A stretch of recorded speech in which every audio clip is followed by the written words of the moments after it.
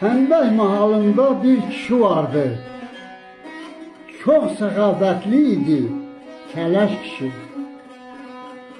Olan bir varını peşkəş edərdi.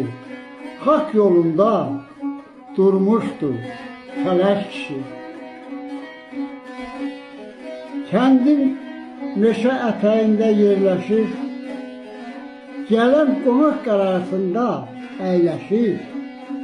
Onun adı hər yerdə söylənir, el ağsaqqalı idi kələş kişi.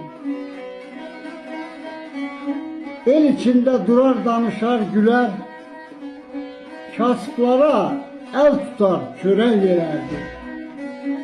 Həmişə nəsihət verir, əylənər, çox səxavətli idi kələş kişi.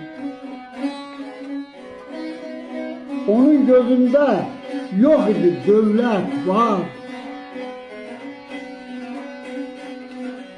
Görmürdü hər yerdən, görülürdü hər yerdən gələn qonaq.